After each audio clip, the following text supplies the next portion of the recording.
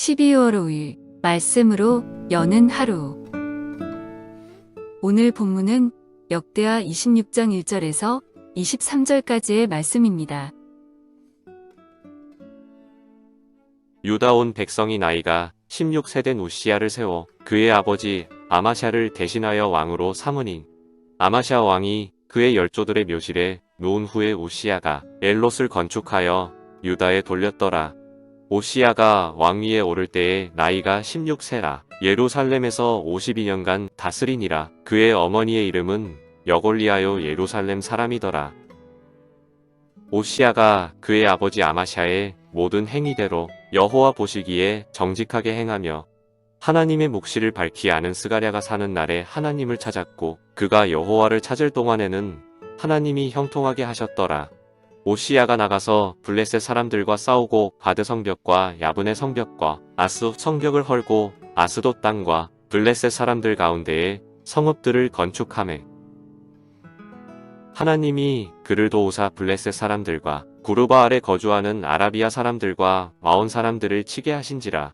암몬 사람들이 우시야에게 조공을 바치매 우시야가 매우 강성하여 이름이 애굽 변방까지 퍼졌더라. 오시야가 예루살렘에서 성 모퉁이 문과 골짜기 문과 성구비의 망대를 세워 견고하게 하고 또 광야에 망대를 세우고 물 웅덩이를 많이 파고 고원과 평지에 가축을 많이 길렀으며 또 여러 산과 좋은 밭에 농부와 포도원을 다스리는 자들을 두었으니 농사를 좋아함이었더라. 오시야에게 또 싸우는 군사가 있으니 서기관 여이엘과 경영장 마아세야가 직접 조사한 수요대로 왕의 지휘관 하나냐의 휘하에 속하여 떼를 지어 나가서 싸우는 자라. 족장의 총수가 2600명이니 모두 큰 용사여. 그의 휘하의 군대가 30만 7500명이라 건장하고 싸움에 능하여 왕을 도와 적을 치는 자이며 오시야가 그의 온 군대를 위하여 방패와 창과 투구와 갑옷과 활과 물매도를 준비하고 또 예루살렘에서 재주 있는 사람들에게 무기를 고안하게 하여 망대와 성곽 위에 두어 화살과 큰 돌을 쏘고 던지게 하였으니 그의 이름이 멀리 퍼짐은 기이한 도우심을 얻어 강성하여짐이었더라. 그가 강성하여짐에 그의 마음이 교만하여 악을 행하여 그의 하나님 여호와께 범죄하되 곧 여호와의 성전에 들어가서 향단에 분향하려 한지라. 제사장 아사랴가 여호와의 용맹한 제사장 80명을 데리고 그의 뒤를 따라 들어가서 오시야 왕 곁에 서서 그에게 이르되 우시야여 여호와께 분향하는 일은 왕이 할 바가 아니요 오직 분향하기 위하여 구별함을 받은 아론의 자손 제사장들이 할 바니 성소에서 나가소서. 왕이 범죄하였으니 하나님 여호와에게서 영광을 얻지 못하리이다. 오시야가 손으로 향로를 잡고 분향하려 하다가 화를 내니 그가 제사장에게 화를 낼 때에 여호와의 전 안향단 곁제사장들 앞에서 그의 이마에 나병이 생긴지라. 대제사장 아사랴와 모든 제사장이 왕의 이마에 나병이 생겼음을 보고 성전에서 급히 쫓아내고 여호와께서 치심으로 왕도 속히 나가니라. 오시야 왕이 죽는 날까지 나병 환자가 되었고 나병 환자가 되매 여호와의 전에서 끊어져 결궁에 살았으므로 그의 아들 요담이 왕궁을 관리하며 백성을 다스렸더라. 오시야의 남은 시종 행적은 아모스의 아들 선지자 이사야가 기록하였더라. 오시야가 그의 조상들과 함께 누움에 그는 나병 환자라 하여 왕들의 묘실에 접한 땅 곧 그의 조상들의 곁에 장사하니라. 그의 아들 요담이 대신하여 왕이 되니라. 아멘. 사랑을 축복합니다. 금요일 어떻게 잘 보내셨습니까? 저는 한 주 사임을 하고 이제 집에서 좀 시간들을 가지고 휴식과 책을 보고 또 기타를 배우면서 그렇게 시간들을 보내었던 것 같습니다. 보내면서 그런 생각도 있습니다. 정체성에 대한 생각들. 다시 말하면 사역에 임하고 있을 때와 또한 지금 이제 다시 새로운 교회에 이제 또 사역을 하게 됐지만 이 한 주간의 삶 가운데서 아무것도 하지 못하는 그 삶 가운데서 난 여전히 하나님의 사람인가라는 그 생각과 그런 생각 가운데서 내가 어떻게 살아야 될 것인지에 대한 것들을 다시 한번 고민하는 시간들이 있었습니다. 여러분 어떠하십니까? 여러분 가운데 어떠한 일이 주어지고 또한 그 일에 대해서 영향력을 끼칠 수 있는 한 사람이 되었을 때는 어쩌면은 그것이 나의 정체성이라 생각되어지는데, 어쩌면 그 모든 것이 끊어지고 아무것도 할 수 없는, 또한 내 삶 가운데 또 다른 어떤 영향력을 끼치지 못하는 그러한 자리에서도 난 여전히 어떠한 존재인지 그 정체성을 가지고 있는지 다시 한번 생각해보는 시간이 되었으면 좋겠다는 생각이 들어집니다. 오늘 우리가 또 함께 볼 말씀은 역대하 26장 1절부터 23절까지의 말씀입니다. 앞에서 25장에서 아마시아에 대한 이야기가 나옵니다. 그가 하나님 앞에 정직하게 행했지만은 그럼에도 불구하고 다는 아니었음에 대해서 이야기하면서 그가 나중에 어떻게 되어집니까? 그가 뒤에 을 가면서 또다시 교만하게 되어지고 그 가운데 에돔 신을 섬기게 되어지면서 이제 또 비참한 결말을 맞게 되어진 것들을 보게 되어집니다. 그러고 난 다음에 이제 오늘 볼 말씀에서는 바로 우시아가 왕이 되어진 것들을 보게 됩니다.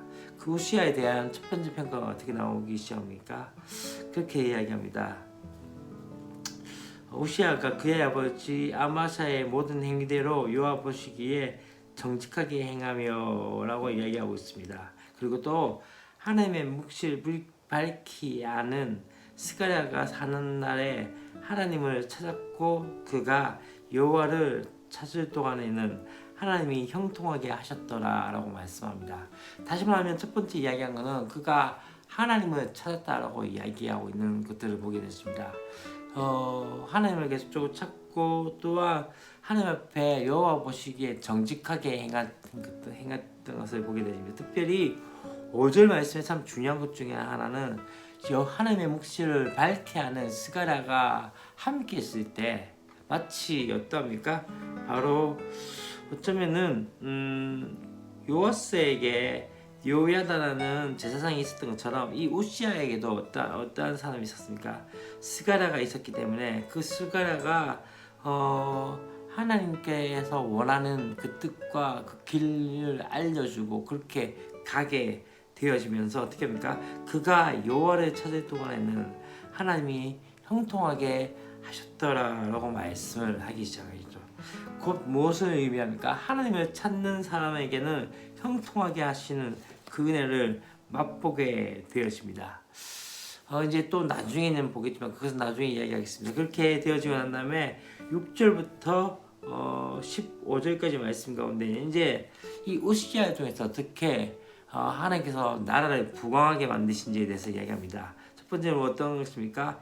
이 예루살렘 성문에 망대를 세워서 안전을 도모하고 또한 고원과 평지를 일구어서 물 눈덩이 파서 농업을 번창하게 하는 것들을 하기 시작합니다. 뿐만 아니라 이제 군대를 정비하고 무기를 개발함을 통해서 강한 군사력을 갖게 되어지게 하는 것이죠. 그렇게 되어짐을 통해서 계속적으로 이야기한 것은 무엇입니까? 바로 강성하여졌다라고 말씀을 하고 있고, 이 모든 것들이 우시아의 개인의 능력에서 비롯된 것이 아니라 전적으로 하나님의 기이한 도우심 때문에 하고 뒤에 이야기합니다. 그래서 어떻게 이야기합니까? 그의 이름이 멀리 퍼짐은 그 기이한 도우심을 얻어 강성하여 짐이었더라라고 말씀을 하고 있는 것을 보게 되었습니다. 곧 어떠한 것입니까? 하나님을 찾고 나갈 때 또한 이 지도자를 통해서 바로 어떤 역사가 일어나기 시작합니까? 바로 평안과 안식과 강성함의 역사들을 보게 되어지고 또한 그 가운데 나라가 든든히 서는 역사들을 보게 되어집니다. 여기까지 참 좋았습니다. 그러나 스가랴가 죽고 난 다음에 이제 16절 말씀부터 어떤 이야기가 나온다면 그렇게 얘기합니다. 그가 강성하여 짐에 라면서 15절에서 강성하여졌는데 그가 강성하여 짐에 그의 마음이 교만하여 악을 행했다라고 말씀하면서 하나님 앞에 범죄하게 되었는데 그것은 무엇이냐면 여호와의 성전에 들어가서 향단에 분양하려 한지라. 다시 말하면 이 분양은 누가 했던 것이냐면 바로 제사장들이 해야 할 일이었죠. 근데 지금 이 제사장들이 해야 할 일을 누가 이 우시야 왕이 침범하기 시작했던 것이죠. 곧 어떤 것입니까? 어쩌면은 하나님의 도움으로 형통에 갔던 이 우시야가 이제 몰락을 길 가는 것은 다른 것이 아니라 교만 때문이었던 것이죠. 형통할 때 우리에게 찾아오는 가장 큰 영적 질병 중에 하나는 바로 교만입니다. 지금 성소의 분양이 바로 제사장 고유의 권함에도 불구하고 이 왕이 어떻게 합니까? 이것을 어김을 통해서 하나님께 범죄하는 것이 되어졌다고 이야기하고, 그로 인해서 어떻게 됩니까? 그는 더 이상 이제 하나님의 성전에 발을 들어놓을 수 없게 되어졌던 것이죠. 곧 무엇입니까? 문둥병에 걸리게 되어졌던 것을 보게 되어집니다. 계속적으로 하나님의 말씀은 우리 가운데 교만은 패망의 선봉 지름길이라는 것을 말씀하고 있는 것이죠. 참 우시야 왕이 정말로 하나님 앞에 신실하게 행하실 때는 이 유다가 강성하여졌고 정말 계속적으로 발달이 되었지만은 이제 어떻게 되어집니까? 이 우시야가 교만하여서 제사장의 만류에도 불구하고 그 향을 피우려고 했던 그 모든 것들로 인해서 어떻게 되어집니까? 문둥병을 통해서 이제는 이 나병을 통해서 이제는 계속 죽는 날까지 나병자가 되었고 여호와의 전에서 끊어지면서 별궁에게 살게 되어지는 그런 안타까운 모습들을 보게 되어집니다. 우시야의 통해서 하나님께서는 정말로 큰 영광을 보여주셨습니다.